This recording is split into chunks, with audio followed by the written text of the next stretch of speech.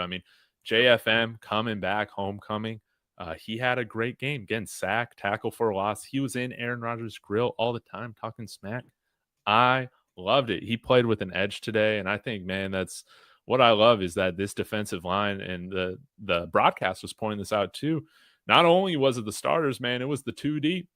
It was Malcolm Roche. It was Jordan Jackson, man. It was all these guys shutting down Breece Hall, getting penetration in the offensive backfield. Like I'm so proud of how all these young guys are playing, and to get a win on the road like this against, I think the New York Jets are a good team. It just speaks volumes, I think, to the character that they have, the resilience. And on the flip side, I gotta say this is because I hate Nathaniel Hackett, man. This guy, it does not surprise me that the Jets had like close to 15 penalties. Probably the majority of those were on offense. It was inexcusable, man, to see all the procedural issues at home and shooting themselves in the foot all the time. This is what you get with Nathaniel Hackett. That dude's just a clown. That's just a clown. I will never forgive him for his time here, man. I just won't. And even though we didn't have a stellar offensive performance, we scored the only touchdown of the game. We scored double-digit points, and that's all that mattered at the end. Yeah.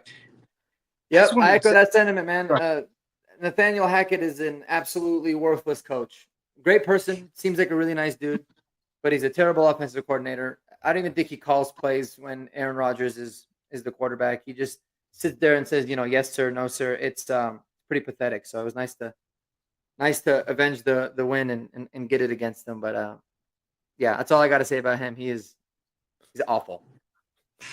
Awful. Yeah, it's one of those mistakes that I'm glad we made it. We figured it out sooner rather than later. Yeah. Seems like a great guy. Seems like a great hang. And maybe that's all Aaron Rodgers wants because he does it all himself. But yeah, it was nice to win that game for that reason. But I will say, like, one of the things I was conscious of, and the Broncos, I'm so proud of them.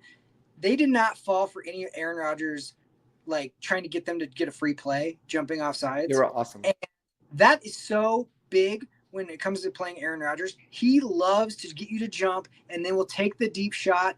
And he seems to be at his best when he knows it's free play. Yeah. And it was his lineman jumping today. They had a lot of fun.